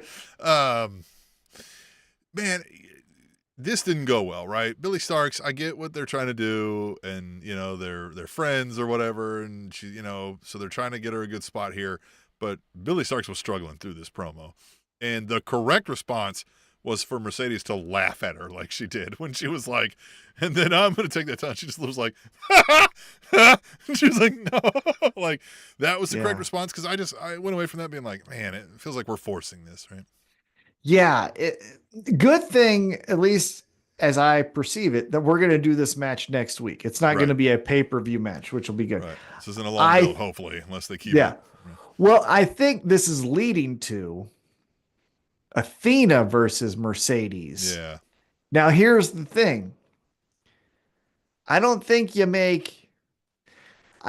take Mercedes from 4 belts to 3 belts to then mean Athena goes from 1 belt to 2 belts, right? Because she's the ROH champion. And then if she's your TBS champion, well, now we've done basically the same thing. Yeah. And so I don't know if we would do that, but I think that's where we're going to go is Athena Mercedes. Now, Tim, I'll ask you, Mercedes has beat Willow, has beat Statlander, has beat Britt Baker. Who is the first person to pin Mercedes Moné in your opinion? Well, I mean, it sounds like we're going to make it Athena. It could be. It could be. It could be that Billy Starks, who got kicked out of the Minions in ROH, then says, Athena, you bitch, I never needed your fucking help, and you ain't going to get that title before me. So, and here's the thing is we've got to set up something with Athena here. And Athena has not been like, yeah, we've seen her a time or two, but she's not an AEW product here, right? Right. So again, like if I haven't watched AEW from the start, I don't know who the fuck that is, right? Mm-hmm. And or ROH if you haven't watched ROH. Well, that's what I mean. If I'm only watching AEW, right? Which again, I think they'll forget. Some people will do that. Yeah. And yeah, like we've got to get her over here. Now, we've got time to do that, obviously, but again, they haven't really told me that that's somebody belonging to Athena, if that makes sense, right? Which right. No, I get what you're saying. Yeah. Yeah. No, I know what you're saying. Tied to. How about that? Tied to. Tied to. Right. Yeah. I was thinking about this. I still think the way you capitalize off of the momentum of what we've talked about tonight to keep a top star, I think you have to have Mariah May be the first one to beat Mercedes Moné. Because then Mercedes is losing to a former women's world champion. It's not just a competitor. And if Mariah May wins the championship, now we got the momentum back. Yeah, you could almost get empathy for Mercedes Moné in this, where she's all like, "Oh, look, I'm the best. Nobody can beat me." She's dancing. Then Mariah May is just like psycho, out of her mind, like, "You, I'm tired of you. I'm gonna fucking kill you." And then Mercedes, you could get her being like, "What? Like me? Why me?" Yeah. Tim, quickest way to do that. Oh, the quickest way you Big do brain that. Tom. Big Yep. brain a tingling. The quickest way you do that is, let's just do the fun shit here, right? Mercedes faces Athena at Dynasty. Mercedes wins.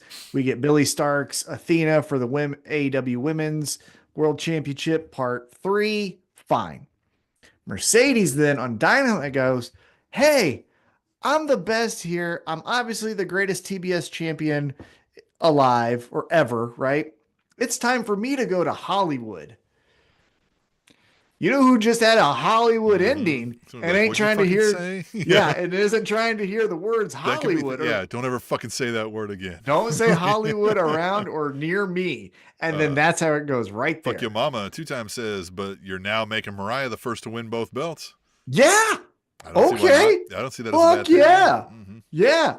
Oh, the line could be. Look, I'm sold on Mariah May. I think she's a top level talent. Like, she's great.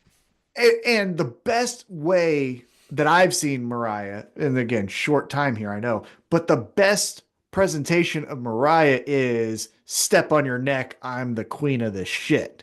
Mm-hmm. And if you make her the TBS champion, then she can run those stories. Kind of psychotic about level. it too. Like that, like the nerve that you would even suggest that you're better than me. Like, I won't murder you in this match is okay. Yeah. Like, we've seen, she is quick to bring out weapons, to like fight you wherever you're at. Like, she is not play games. Mariah May is not scared, is not playing the like, oh, I'm afraid, heel, don't hit me in the face. None of that.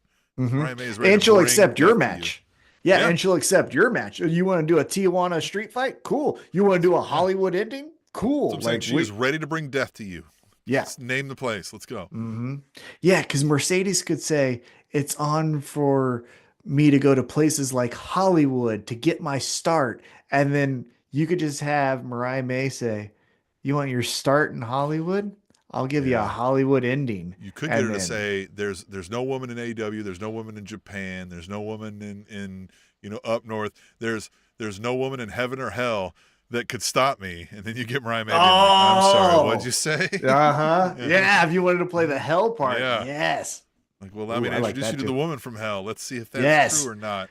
Love that. Love it. Yeah, I think that's who it should be, because you can't keep having Mercedes beat every fucking person, right? Like, eventually, what the fuck are we doing? Unless that's in her contract.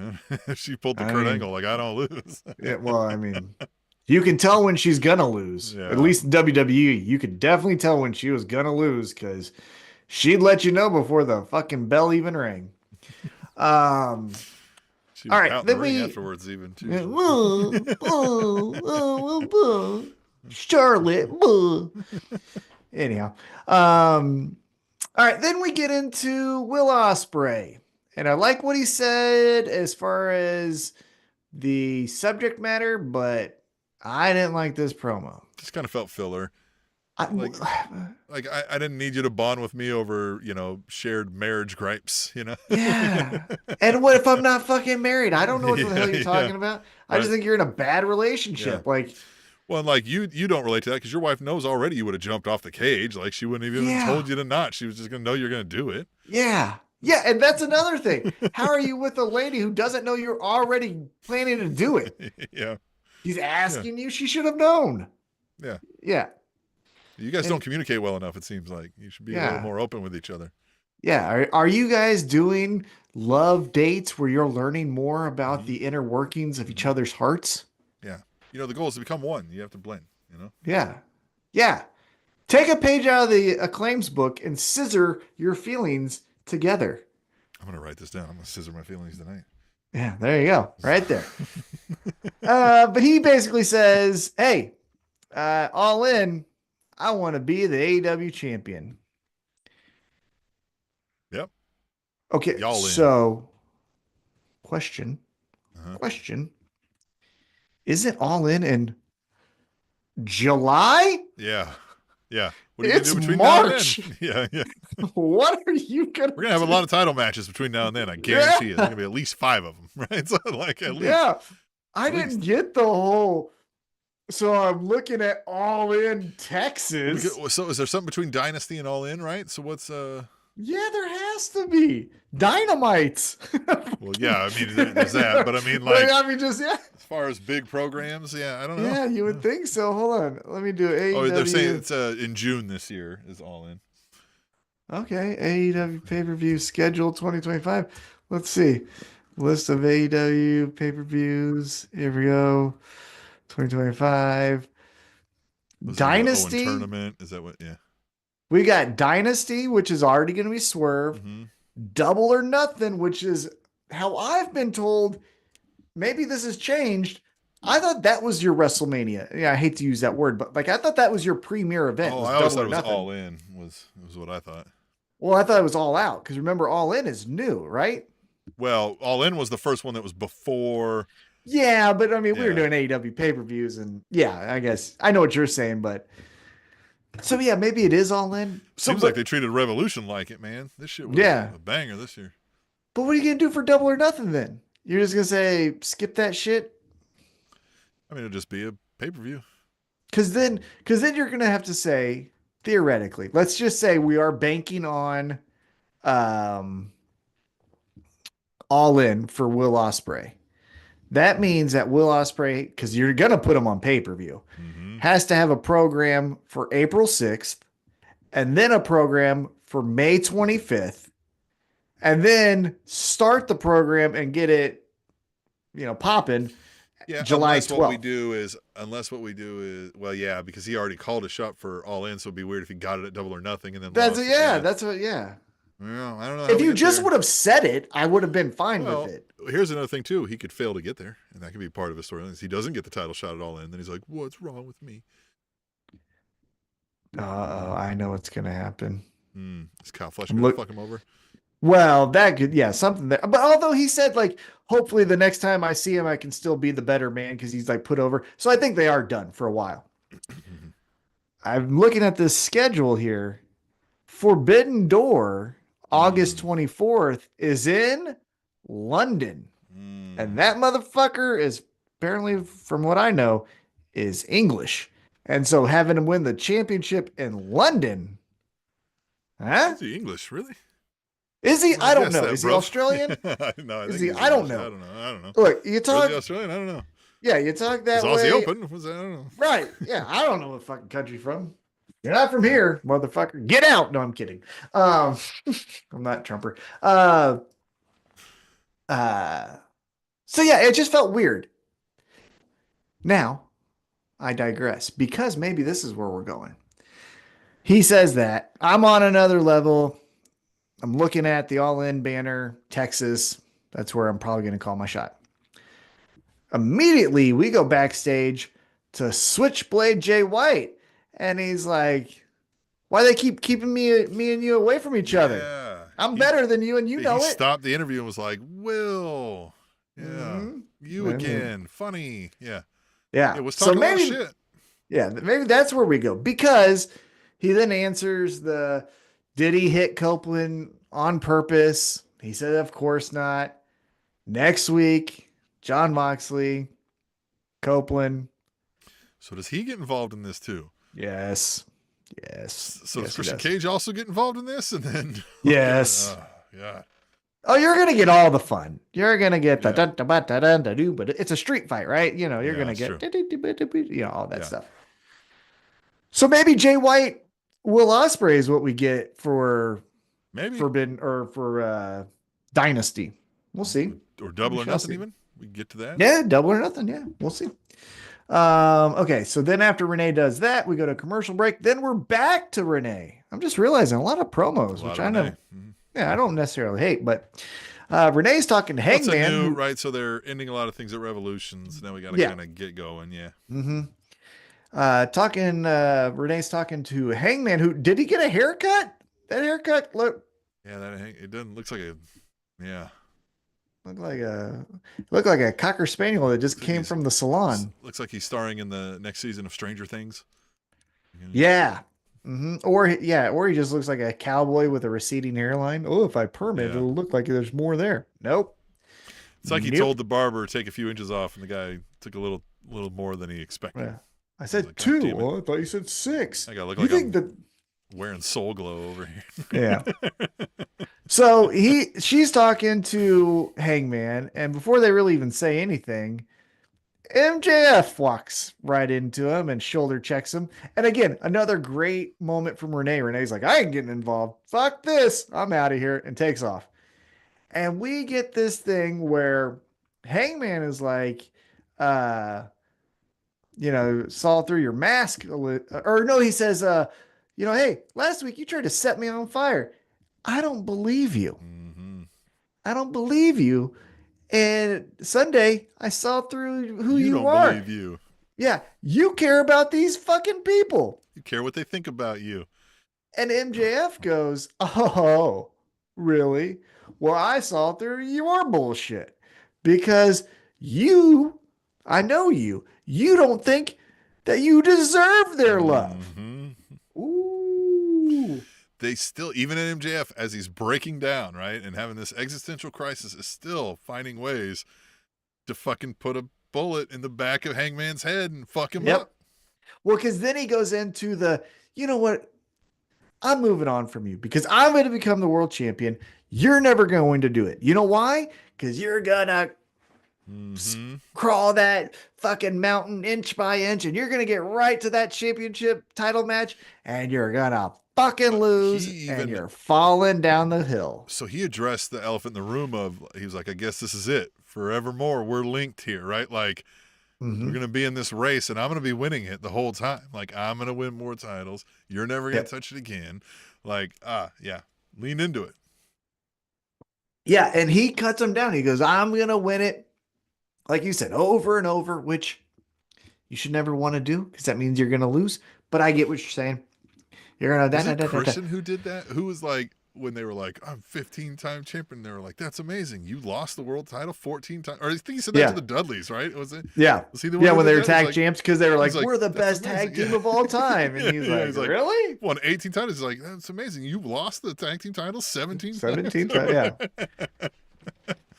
That's And amazing. so the cool thing I thought about the promo is, like you said, MJF, who just lost Sunday to Hangman Adam Page, leaves this losing his interaction own self-confidence even.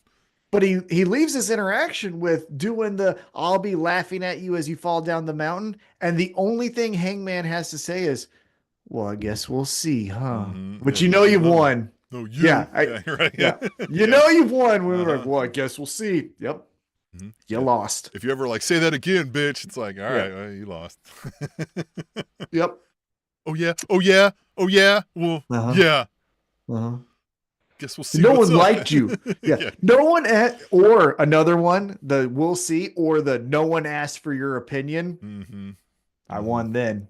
Thank you. Yeah. Check, please. Yeah. You lost. Yeah. All right, then we get to our main event, and it's for the AEW Dynasty International Championship Eliminator Tournament match. Put that on a shirt. Yeah, sideways because it can't fit across. Go down. It's Orange Cassidy versus, oh boy, Hechicero. Hechicero nailed it. There it is. Yep. And we get classic Orange Cassidy here. We get the hands in the pocket, the dive with the hands in the pocket, and Hechicero, he does his shit. That's cool. And of course, thick Orange dude. Oh yeah. Tell you what, you want to do a tag team? Do Hechicero and the Beast Mortis. Yeah. Have those two. Have those two take on. Have those two take on the Hurt Syndicate. Wouldn't hate it. Yeah. Although they might be small, right? Like they're thick, but if they stand next to like real or rhino build, right? Yeah. If you stand next to real big guys, then you kind of look silly. But we'll see. And then Mike Bailey comes out after the match and he's smiling and pointing at Orange Cassidy. I Because hate they're when we gonna do do a that. thing. Yeah. We know. We read a fucking thing that said you. Yeah, yeah, we know. I don't. Yeah, this is kind of what I was getting to where this is what I feel AEW does sometimes where that was nobody's like, oh, this is going to be the main event tonight or the match of the night, right? Like we had Right. better stuff going on earlier even. I think this is more like we're winding down now, right? Let's get another party in with some of the Well, shtick stuff. and Orange Cassidy is great. Yeah, you're Yeah. gonna like stick around for Orange Cassidy because yeah, to your point, he might do some silly Mm-hmm. jumps off the top turnbuckle, but he just falls, something Mm-hmm. like that. So you're gonna watch it for that alone. So yeah, that's why I think we put it at the main event. But there you go. That is our AW Dynamite and slash Revolution recap. Anything that you want to talk about from Revolution or the week of AEW? I just really like where we're going, man. There's a lot of great storytelling. If we're saying RJ City is the mastermind behind this Hollywood ending storyline, then what's he going to do next, right? I don't need it to be women. I don't need it to be a 1920s remake. We can do something else, right? But let's let him pick 2 or 3 folks and write another 9-month, 1-year storyline, and let's do this because that stuff was amazing. I think the pay-per-view hit really well. I do think felt a lull at the end with the main event, but I don't necessarily blame the main event for that. No. And I thought that did really well. And I thought coming out of Dynamite, we didn't lag, right? We went right into new stories, or we're back into the ones that we're going to get into. And we really started doing some intriguing stuff with the MJF MVP. So I really like where we're at right now. And I'm excited for more. Yeah, honestly, it's an A plus plus plus all-time classic if you just switch the spots of the men's and women's world championship I agree. matches. Yep. It's a And it fit. I mean, you had the Hollywood ending. You knew it was going to end in the end. It was one then of the that's how it biggest yeah. talked about matches going into the thing. Yep. Look, people were talking about what are we going to do at the conclusion of this Cope Moxley match, but nobody was like, I can't wait to see Cope and Mox battle it out, right? Right. Mm-hmm. You know what I mean? Like, Yep. we wanted to see the fallout from that more than we wanted to see the match. That's not what we were saying here with the Hollywood ending, right? Yeah, we wanted to see all of it with that. So there you go. We still got some pending storylines to address on Collision. We still got Okada, what happens with him, Brody King, what happens with him, what happens with the Outrunners, that we've talked about. Mariah May, we didn't see. Well, hey, Who else? what happens first? Mercedes Moné gets pinned or Max Caster secures a victory? What happens first? Mm-hmm. Max Caster gets a Max victory. Caster gets a victory? Yeah, probably. Yeah. It'll be late summer by the time Mercedes loses a fucking match. Yeah. But yeah, Kyle Fletcher. 2027. Yeah. Kyle Fletcher, we got to hear from. Yep. Don Callis, we've got to hear Because from. Kyle Fletcher, we were all in. We were rocking up his ass. He was cutting fucking promos like, I'm the next big fucking thing. And so what's his reaction to this going to be? That's true. Mm-hmm. Yeah, we got some fun stuff ahead. We still got to hear from Swerve, right? We didn't hear from Swerve. So yeah, we got some fun shit to look forward to for our Collision on Saturday night as well. So yeah, like you said, the train is a moving. Train is a moving. Hit us up each week, aewrapup@gmail.com. If you can't be with us live in the chats here, like Fuck Your Mama 2 times and Misfit Mess were, and you can send us emails, or you can find us on the Blue Sky live skeeting during the events. And we'll just see you back here next week for another edition of All Elite Wrap Up.